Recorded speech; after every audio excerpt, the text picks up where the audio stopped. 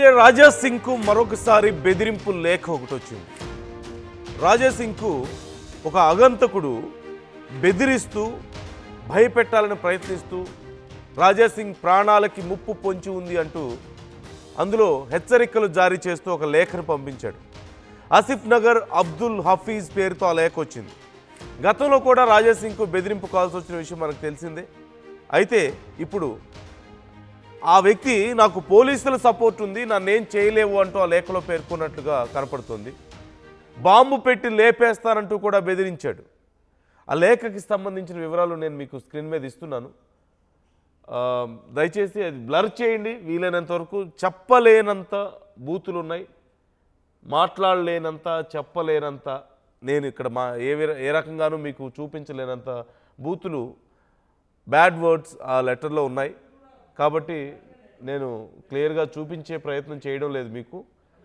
చాలా దారుణంగా రాజా సింగ్ని తిడుతూ బెదిరిస్తూ నీ సంగతి తేలుస్తాను, నాకు వాళ్ళ సపోర్ట్ ఉంది, వీళ్ళ సపోర్ట్ ఉంది, పోలీసుల సపోర్ట్ నాకే ఉంది, నువ్వేం చేయలేవు, మొత్తం నాదే, ఏరియా అంతా నాది, నీ దౌర్జన్యం ఇక పనిచేయదు, నీ దాదాగిరి ఇక పనిచేయదు, దమ్ముంటే నాతో శత్రుత్వం పెట్టుకో అని చెప్పి అందులో అతను మెన్షన్ చేశాడు. సో ఈ నేపథ్యంలో ఇప్పుడు దీనికి సంబంధించి రాజా సింగ్ పోలీసుల్ని అప్రోచ్ అవుతున్నట్లుగా తెలుస్తుంది. డీటెయిల్స్ తెలుసుకుందాం మనం. శ్రీధర్ జాయిన్ అవుతున్నారు, మా ప్రతినిధి. శ్రీధర్, ఈ లేఖకు సంబంధించి ఇంకా డీటెయిల్స్ ఎలా ఉన్నాయి, అలాగే రాజా సింగ్ ఇప్పుడు ఏం చేయబోతున్నారు ఈ విషయంలో?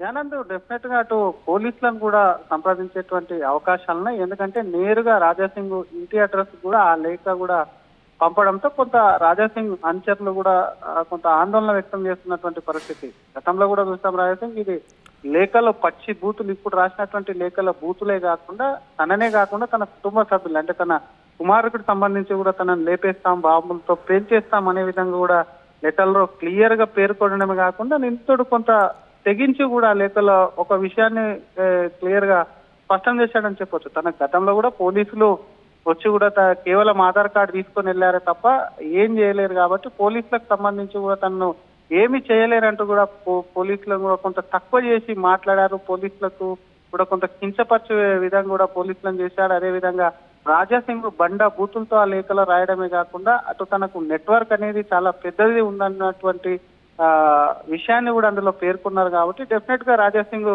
పోలీసులను కూడా అక్కడ కోడ్ చేశాడు. కాబట్టి రాజా సింగ్ పోలీసులకు మరొకసారి కంప్లైంట్ ఇచ్చేటువంటి అవకాశం ఉంది. ఆ లేఖను కూడా పోలీసులకు పంపించేటువంటి ఛాన్సెస్ ఉన్నాయని చెప్పొచ్చు. గతంలో కూడా రాజా సింగ్ అనేక మార్లు అటు దుబాయ్ కేంద్రంగా, దుబాయ్ నుంచి కానివ్వండి, ఇతర దేశాలకు సంబంధించిన నంబర్ల నుంచి కూడా వాట్సాప్ లో నార్మల్ కాల్లో కూడా అనేక మార్లు కూడా రాజా సింగ్ బెదిరింపు కాల్స్ చేసి బెదిరించడమే కాకుండా రాజా సింగ్ ఖచ్చితంగా నేను లేపేస్తాం, మా టీం ఉంది, మా టీం దిగింది అంటూ కొంత డెడ్ లైన్ విధించినటువంటి సందర్భాలు ఉన్నాయి. అంతేకాకుండా కొంతమంది యువకులు కొన్ని నెలల క్రితం కూడా రాజా సింగ్ ఇంటి వద్ద కూడా కొంత రెక్కి నిర్వహించారన్న అనుమానంతో అక్కడ రాజా సింగ్ అనుచరులు కూడా పట్టుకొని పోలీసులకు అప్పచెప్పారు. వాళ్ళ దగ్గర కొన్ని ఆయుధాలను కూడా పోలీసులు స్వాధీనం చేసుకున్నటువంటి సిచ్యువేషన్ ఉంది. కాబట్టి రాజా సింగ్ కు సంబంధించి ఎంతైనా సరే ఆయన సెక్యూరిటీకి సంబంధించి ఎప్పటికప్పుడు కూడా ఒక వర్గానికి ఏ సమయంలో వచ్చింది శ్రీధర్ ఈ లెటర్? అలాగే రాజా సింగ్ పోలీసులను అప్రోచ్ అయ్యారా?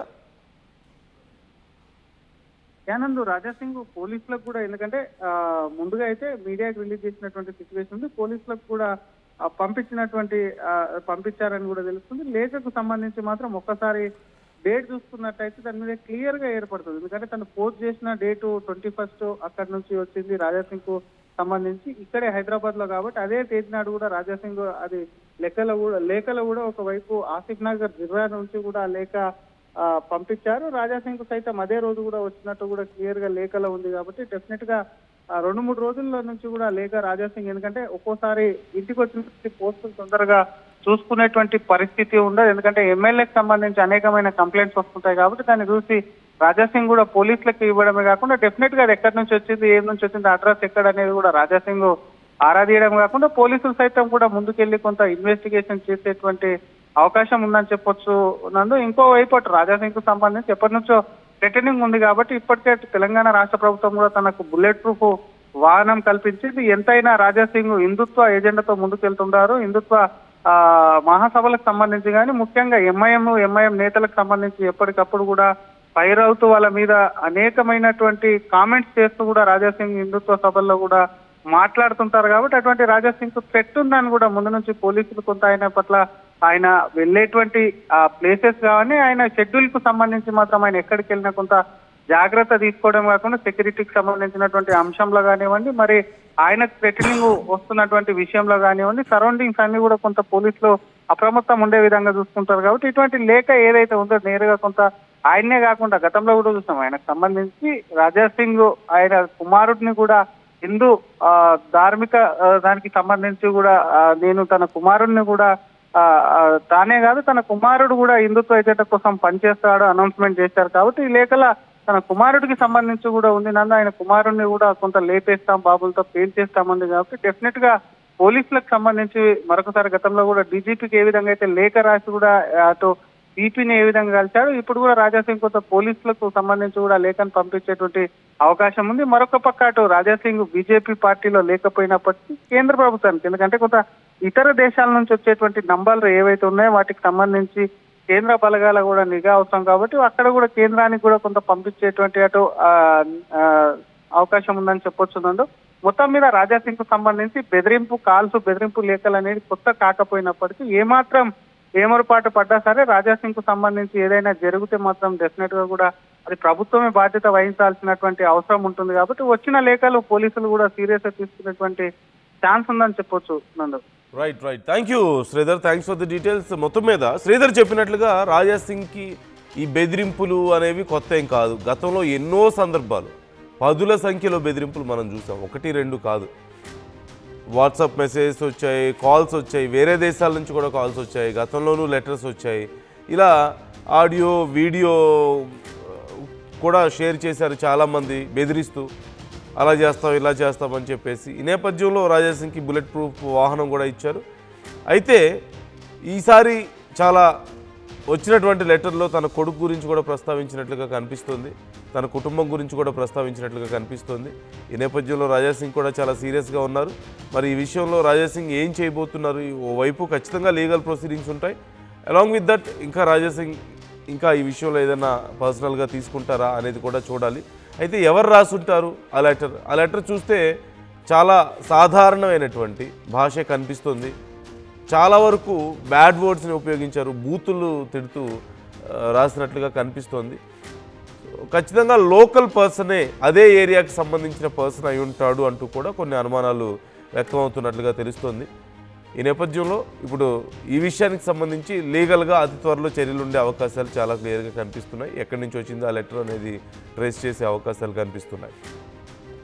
మరి రాజాసింగ్ ఏం చేయబోతున్నారు ఈ విషయంలో అనేది కూడా చూడాల్సిన అవసరం ఉంది. మరొకసారి ఆ లేఖకి సంబంధించిన డీటెయిల్స్ నేను మీకు స్క్రీన్ మీద చూపిస్తాను. అంతా పూర్తి స్థాయిలో అన్నీ మాట్లాడలేని చెప్పకూడని పదాలు ఉపయోగించిన నేపథ్యంలో వాటిని మేము క్లియర్గా చూపించలేకపోతున్నాం. సో మీ అభిప్రాయాలు ఏంటి ఈ విషయంలో? రాజాసింగ్కి వరుస బెదిరింపుల్ని, ఆయన చాలా యాక్టివ్గా ఉంటారు, హిందూ యాక్టివిస్ట్గా ఆయన ఉన్నారు, బీజేపీ మెంబర్గా ఉన్నప్పటికీ కూడా హిందువులకు సంబంధించినటువంటి సమస్యల మీద ఆయన రెగ్యులర్గా ఫైట్ చేస్తూ ఉంటారు. అలాగే గో సంరక్షణకు సంబంధించి ఆయన ఎన్నోసార్లు చాలా కార్యక్రమాలు చేశారు. ఈ నేపథ్యంలో రాజకీయ ప్రత్యర్థులు ఆయనకున్నారు, అలాగే ఈ భావజాలానికి సంబంధించిన అంశంలో కూడా ప్రత్యర్థులు ఉన్నారు, శత్రువులు కూడా చాలా ఎక్కువ మంది ఉన్నారు. ఈ నేపథ్యంలో రాజాసింగ్కి ఈ బెదిరింపులు అనేది చాలా కామన్గా మనం చూడొచ్చు. మీ అభిప్రాయాలు కూడా కామెంట్ చేసే ప్రయత్నం చేయండి. అసలైన తొలి వెలుగు. ఫాలో వాట్సాప్ @తొలి వెలుగు official.